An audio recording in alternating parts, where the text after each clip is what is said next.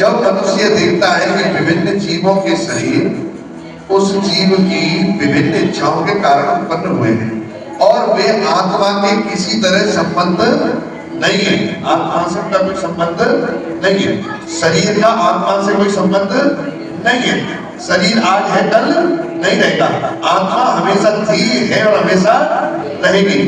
आत्मा को एक तरीके से उदाहरण दो, आप इंजन मान लीजिए, इंजन स्कूटर में रख दो तो स्कूटर हो गया, इंजन मोटर उसमें बस में रख दो तो बस हो गई, इंजन कार में रख दो तो कार हो गई, है इंजन ही, छोटा बड़ा जो भी इंजन ही है ना जी।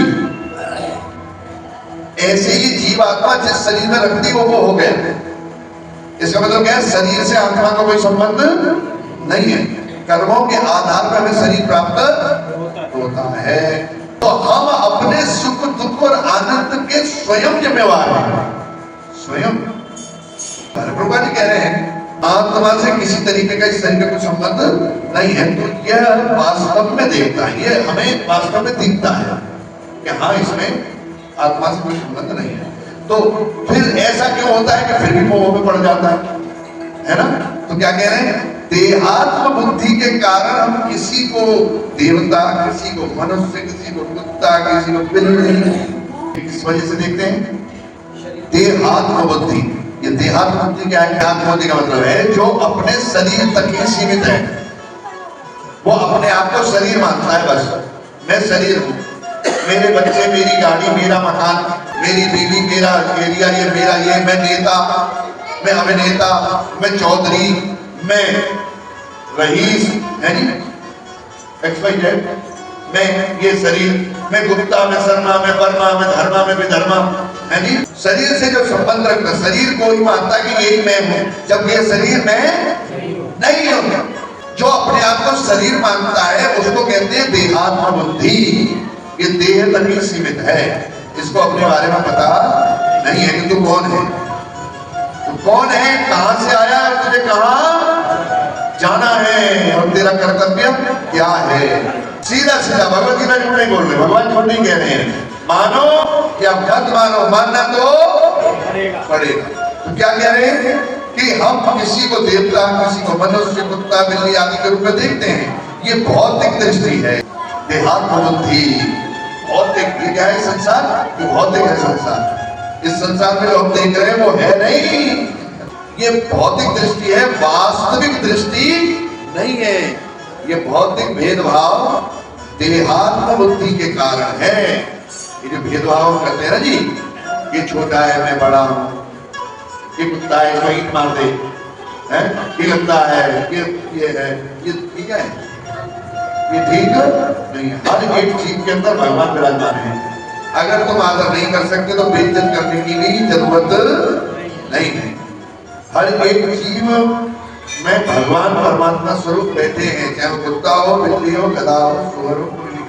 तो यहाँ इस बात को समझाने का प्रयास कर रहे हैं और हमें समझना चाहिए भौतिक शरीर के विनाश के बाद आत्मा एक रहता है। ये शरीर का नाश हो जाता है, आत्मा फिर रहता है।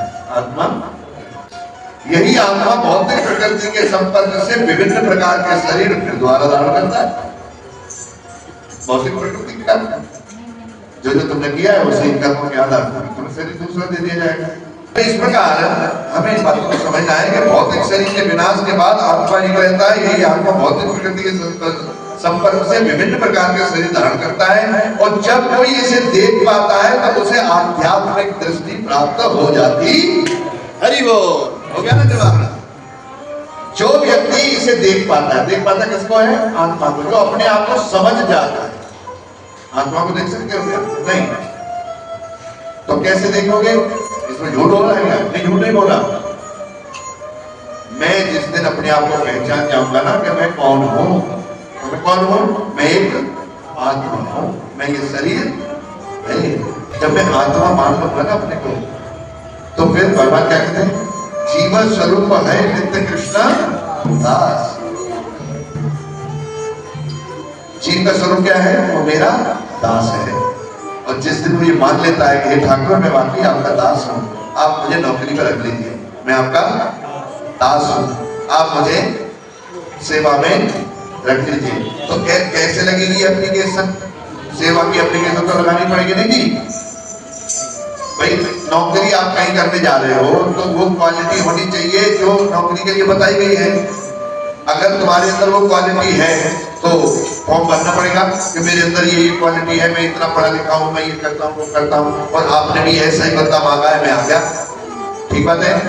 तो जब क्वालिटी है तो फिर आप एप्लीकेशन दोगे। तो एप्लीकेशन क्या है?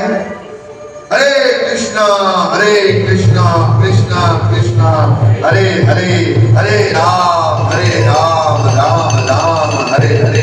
ये एप्लीकेशन, हरि नाम एप्लीकेशन हमारी नित्य प्रति हर पल जब चलती रहती है तो मन शुद्ध हो जाता है, हृदय पवित्र हो जाता है, मति मेरी भगवान श्री कृष्ण के चरणारविंद की सेवा में लग जाती है, भक्तों का संग हमें प्राप्त हो जाता है। और तुरंत हमारी एप्लीकेशन पर साइन हो जाता है। तो उस महामंत्र के द्वारा हम क्या कह रहे हैं भगवान को कि हे भगवान आप मुझे सेवा दो, सेवा दो, सेवा दो। और जब एप्लीकेशन पर साइन हो जाता है तो हम सीधे कहां? बात बड़ी खतरनाक आ रही है, ध्यान से सुन लेना। इस प्रकार जो मनुष्य मतलब हमें मौका मिला है सुनने के लिए और अपने जीवन में उतारने के लिए। सुन के यही झाड़ के नहीं जाने के लिए नहीं मिला, कमियां देखने के लिए नहीं मिला।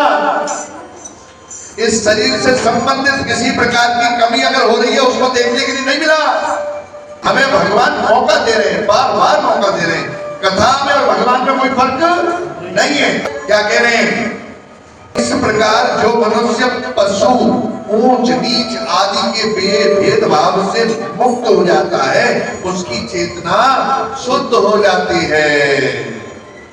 जो इस तरीके की जो चेतना है ना, पशु ऊंच नीच आदि के भेदभाव, जिनके ऊंच नीच आदि के भेदभाव करते हैं ना, अरे ये मेरे से छोटा है, ये कम पैसे वाला, मैं ज्यादा पैसे वाला हूँ, मैं ज्यादा सुंदर हूँ, ये कम सुंदर है, इसने दाढ़ी रखी है, मैंने दाढ़ी नहीं रखी है जी, ये मूंछों वाला है, मेरी टेढ़ी नाक है, बोलो जैसे।